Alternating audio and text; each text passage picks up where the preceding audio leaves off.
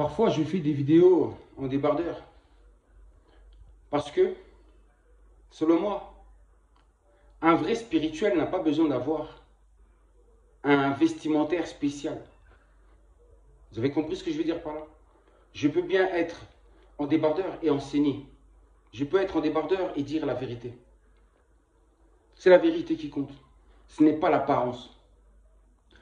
Bref, une parenthèse. Je tenais à vous dire ceci. Dans mes vidéos, quand je parle de Kimbangu, de Simon Kimbangu, je sais que certains peuvent croire que moi je suis un kimbanguiste. Ben, vous devez le savoir que moi je ne suis surtout pas kimbanguiste. Je n'appartiens à aucune des religions qui existent dans ce monde, car selon moi, toutes les religions qui existent dans ce monde sont dans le faux. C'est-à-dire que ces gens-là n'ont pas compris qui est Dieu réellement. Ils n'ont pas compris qui est Dieu. Donc pour moi, ils sont dans l'erreur. Il y a beaucoup de mensonges dans leurs écrits. Raison pour laquelle je suis un être spirituel, mais je ne suis pas un religieux. Je suis à classer dans aucune des classes des religions qui existent. Aucune. Aucune. Moi, c'est la vérité. Car pour moi, Dieu, c'est la vérité. C'est la justice et la droiture exécutée. Non pas en parole, mais en action, en acte. Je ne suis pas kimbanguiste. Les kimbanguistes, ils n'ont rien compris à Simon Kimbangu ainsi qu'à son message, ainsi qu'à son combat. Ils n'ont rien compris du tout à son œuvre. Quand Kimbangu est parti, est mort, ils ont créé cette religion qu'on appelle le kimbanguiste après. Et cette religion, pour moi, c'est une abomination. Vous savez, quand je dis la vérité, je vais me faire beaucoup d'ennemis. Mais je dis la vérité. Car la vérité qui me porte, elle est beaucoup plus puissante que moi. Cette lumière a besoin de jaillir. Je ne peux pas l'empêcher. Car ce serait un crime pour moi. Un crime aux yeux de mon Créateur, aux yeux de celui qui nous a donné la vie et à celui qui m'envoie pour vous dire ces choses. Le kimbanguiste, c'est une abomination qui a été faite, j'ai dit, en collaboration avec le Vatican. Pourquoi je dis ça? Parce que le fait que Kimbangu ait eu l'autorisation de pouvoir bâtir son église, cela symbolisait tout simplement qu'il avait reçu d'abord l'autorisation. Pour faire cela, il faut recevoir une autorisation. Il a reçu une autorisation, mais de la part de qui? De la part de Rome et du Vatican. Il a reçu l'autorisation. Et cette religion-là est une religion qui est venue pour salir l'homme noir, pour enterrer l'homme noir, pour empêcher l'homme noir de pouvoir se délivrer spirituellement. Je parle surtout aussi du peuple du Congo, des Congolais. Ils ont tout fait pour que les Congolais ne se réveillent pas. C'est-à-dire qu'au moment où les Noirs commencent peut-être à s'en sortir spirituellement, à vouloir se dégager de ces choses-là, du christianisme, l'histoire de Jésus et tout ça, sur la route, il y a le kimbanguisme qui vous tombe dessus. Une religion noire. Donc quand vous allez entendre noir, si vous êtes noir, vous allez dire « Ah, mais c'est intéressant ». Vous allez y aller. Et ils vont vous parler de Kimbangu, qui était un être vrai, original et véritable. Et ça va vous intéresser. Et là, ils vont vous attraper. Et ensuite, ils vous ramènent l'histoire de Jésus là-dedans. Parce que les kimbanguistes ont fait un mix avec l'histoire de Kimbangu, le sauveur du peuple noir. Celui qui était contre justement les pratiques catholiques, chrétiennes, etc. Ils mélangent l'histoire de Kimbangu avec l'histoire de Jésus. Et ils vous disent que Kimbangu était l'envoyé de Jésus. Vous voyez un peu le truc? Ils font un mix entre un envoyé noir, un prophète noir, avec leur faux Dieu que j'appelle Jésus. Leur faux prophète, que je n'ai jamais vu, que je n'ai jamais connu. Mais Kimbangu, son histoire, je connais, elle est récente. Ils ont mélangé les deux et ainsi ils ont sali l'image même de Kimbangu. Ils ont sali son image. Ils ont profité de son image, mais en même temps, ils l'ont sali. Et ils ont fait ce mix avec l'histoire de Kimbangu, ainsi que l'histoire de la Bible. Et là, dès lors, le peuple noir sombre complètement dans la confusion. Parce qu'ils ne savent plus. Ils se disent, mais Kimbangu, Jésus, ils sont ensemble. Les gens ne comprennent pas en fait ce lien-là. Ce même Jésus-là, Parce que n'oubliez pas que les colons, quand ils sont venus au nom de Jésus.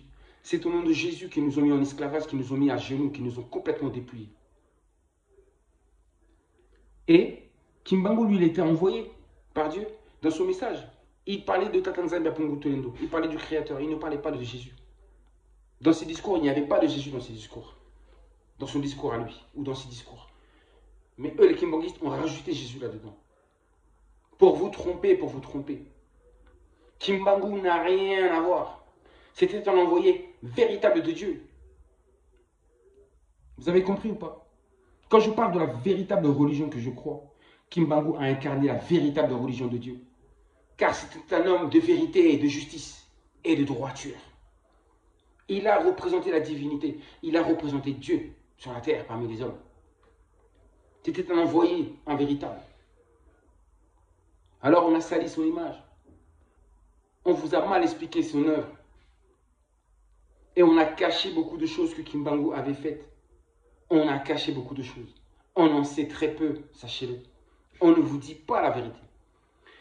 Les prophéties de Simon Kimbangu, c'est de la même chose. Quand vous allez sur Google, vous allez trouver toutes sortes de versions différentes sur la prophétie de Kimbangu, des prophéties de Kimbangu. Laquelle est vraie là-dedans? Parce que moi, je les ai bien analysées toutes. Laquelle est vraie? Et j'ai trouvé la prophétie qui tient la route parmi toutes celles qu'on vous partage sur les réseaux sociaux. Et là, vous allez savoir que Kimbangu était un homme à part. C'était un vrai envoyé de Dieu. J'ai dit le Vatican, ils le savent très bien. Les grands chefs religieux le savent très bien. Ils savent très bien qui était Kimbangu. Ils connaissaient la puissance de Kimbangu. Vous avez sali le nom de Kimbangu. Vous cachez l'histoire de Kimbangu, vous n'en parlez pas. Pourquoi vous ne parlez pas de l'histoire de Kimbangu? Pourquoi on n'en parle jamais? Pourquoi il y a très peu de personnes qui connaissent Kimbangu? Pourquoi quand je publie des vidéos où je parle de Kimbangu, les vidéos à son, il n'y a plus de visibilité sur ces vidéos-là? Ou carrément, j'ai des comptes qui sont bloqués quand je parle de Kimbangu. Pourquoi ça dérange? Pourquoi Kimbangu dérange tellement? J'avais promis que lors de l'une des prochaines vidéos, j'allais vous parler justement. J'allais partager avec vous, j'allais faire avec vous la lecture de la prophétie de Kimbangu. Celle qui me semble la plus juste. Et ensuite, vous allez comprendre beaucoup de choses. Vous allez comprendre qu'il était la prophétie incarnée. Il était l'esprit même de prophétie. Et ces prophéties n'avaient rien à voir avec les prophéties qu'on trouve dans vos religions à vous, qui sont fausses.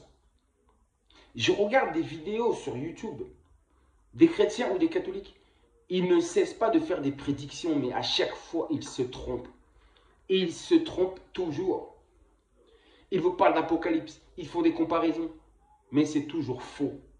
C'est toujours faux.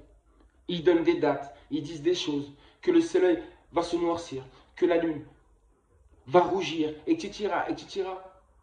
Ils annoncent des dates, mais il ne se passe jamais rien. Parce que c'est faux. Ces prophéties ne sont pas vraies. Elles sont fausses. Vous parlez de Gog et Magog. Ce sont des bêtises. Je vous répète, ce sont des bêtises. Gog et Magog, ce sont des bêtises. L'Apocalypse, Armageddon, tout ça, ce sont des mensonges. Ce sont des mensonges. Moi, je vais vous lire les prophéties de Kimbangu. Vous allez voir, ce sont des prophéties qui sont terre à terre.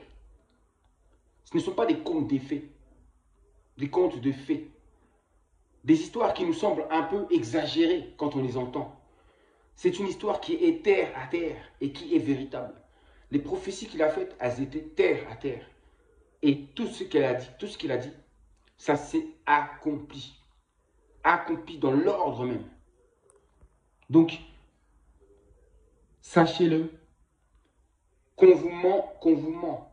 Beaucoup ne vont pas vouloir m'écouter parce qu'ils vont dire « Ah, lui, c'est un noir de peau. » Donc, quand c'est un noir qui parle, on n'écoute pas parce qu'il est noir.